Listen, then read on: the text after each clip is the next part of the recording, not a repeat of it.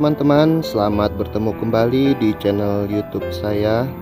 Mudah-mudahan kita semua selalu dalam keadaan sehat walafiat, tidak kurang satu apapun. Dan juga mudah-mudahan kita selalu diberikan rahmat dan anugerahnya. Oke teman-teman, pada video kali ini kita akan membahas mengenai perkakas atau peralatan yang biasa kita gunakan dalam membuat sebuah bonsai ya. Ini di hadapan kita sudah ada beberapa contoh biasa peralatan yang saya gunakan sehari-hari. Nah, karena juga saya juga masih pemula ya, jadi peralatan-peralatan yang saya punya pun masih sangat sederhana ya, yang biasa saya gunakan sehari-hari untuk membentuk sebuah pohon. Ini kita tidak bicara untuk yang sudah kelas profesional ya atau senior, ini kita untuk kelas-kelas pemula saja. Saya spillkan beberapa jenis peralatan yang biasa digunakan. Yang pertama biasanya adalah trimmer.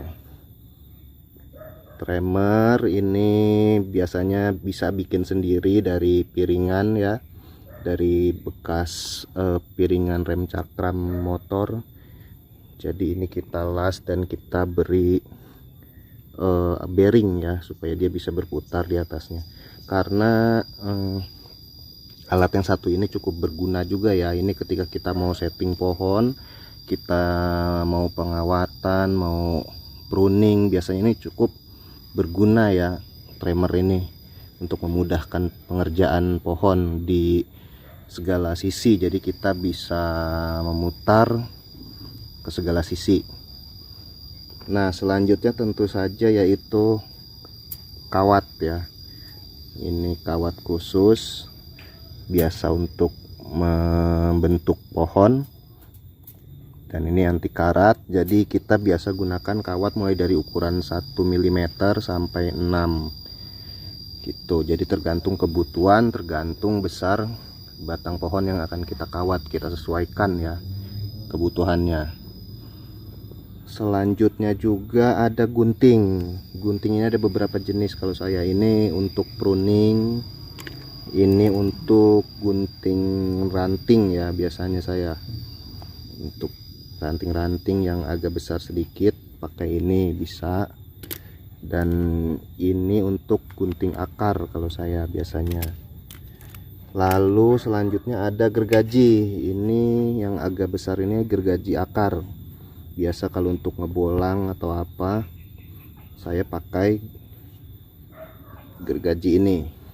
Lalu yang satu lagi ini adalah gergaji ranting ya. Jadi untuk ranting-ranting yang mungkin ukurannya tidak terlalu besar, untuk hasil lebih rapi bisa kita gunakan gergaji mini ini ya, gergaji ranting. Sebenarnya plus minus gergaji ini. Sebagian orang ada yang mengatakan menggunakan gergaji itu menyebabkan panas gesekannya di kambium. Jadi membuat pohon rawan mati dan rawan stres. Bagi sebagian pebonsai juga mungkin lebih memilih menggunakan catok atau gunting yang agak besar ya untuk ranting ketimbang gergaji. Karena yaitu katanya menyebabkan panas gesekannya ini pada permukaan kulit atau batang pohon ya. Oke, selanjutnya ini ada pahat. Nah, pahat ini ada berbagai macam sebenarnya. Nah, yang bentuknya seperti ini biasa kita gunakan untuk membuat coakan pada batang. Seperti misal seperti ini. Kita mau bikin coakan-coakan seperti ini untuk menciptakan kesan tua biasanya ya. Nah, ini kita bisa menggunakan mata pahat yang seperti ini. Nah, selanjutnya ada mata pahat cembung ya, seperti biasa. Ini untuk membentuk atau untuk memahat sisa potongan. Jadi supaya kelihatan alami, kita biasanya bantu dengan pahat.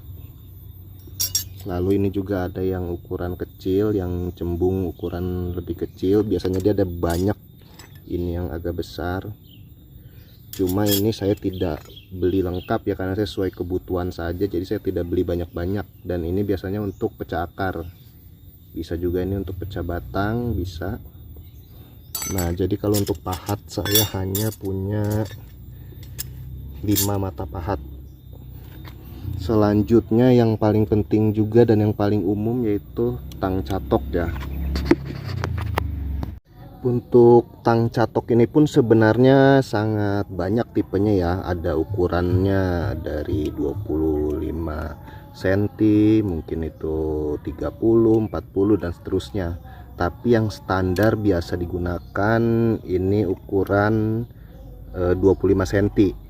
Catok ini adalah catok cembung. Jadi catok ini pun ada berbagai macam ya. Ada yang cembung, ada catok pipih samping seperti ini matanya, dan biasanya ada juga yang untuk pecah batang, catok pecah batang.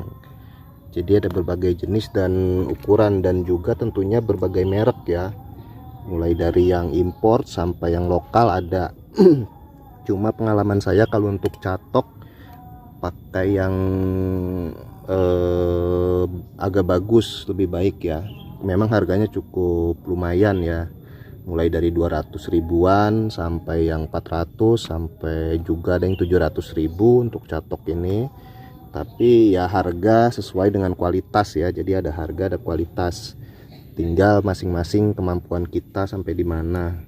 Cuma kalau saya memang karena masih untuk pemula, jadi saya tidak yang terlalu mahal-mahal lah, tapi yang bisa berguna dan juga awet secara ketahanannya ya, dan ketajamannya. Nah, untuk selanjutnya ada pisau sayat. Nah, pisau sayat ini juga menurut saya cukup berguna ya, karena ini cukup tajam. Ini produk dari Victorinox ya. Victorinox ini cukup lumayan bagus dia untuk kualitasnya. Untuk harganya, peralatan-peralatan ini sangat beragam ya. Sekarang sudah sangat banyak di toko online, jadi kita tinggal pilih sesuai kemampuan. Berbagai merek, yaitu seperti yang saya katakan tadi, ada yang lokal, ada yang import. Itu tergantung pilihan kita nanti mau yang mana. Nanti juga akan coba saya cantumkan harga-harga umumnya kira-kira berapa.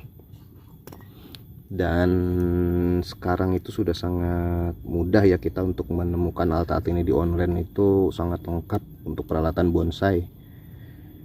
Oke, mungkin sementara itu saja teman-teman yang bisa saya spillkan dari sedikit peralatan-peralatan utama dalam membonsai ya. Ini kita tidak termasuk alat-alat untuk bolang ya, atau alat-alat untuk pohon-pohon besar. Itu biasanya beda lagi kelengkapannya. Seperti untuk mata pahat biasanya kita butuh yang lebih besar, catok butuh yang lebih besar ukurannya, karena disesuaikan dengan lagi-lagi dengan bentuk ranting, dengan ukuran ranting kita sesuaikan kebutuhannya. Namun kalau untuk pemula, menurut saya ini sudah cukup ya, peralatan ini sudah cukup untuk sehari-hari. Karena membonsai itu tergantung bagaimana kemampuan kita untuk mengekspresikan sebuah pohon ya. Bagaimana kita dapat sebuah bahan lalu kita ekspresikan sendiri, kita mau bentuk seperti apa pohon itu tergantung balik lagi ke imajinasi kita.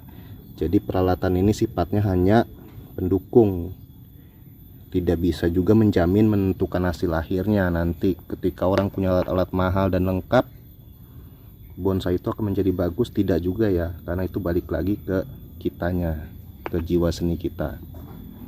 Oke, mungkin ini saja teman-teman yang dapat saya bagikan pada video kali ini. Mudah-mudahan bermanfaat bagi kita semua dan kita sama-sama belajar di sini, kita sama-sama berbagi ilmu. Terima kasih semuanya untuk teman-teman yang sudah menyaksikan video ini, dan salam satu hobi.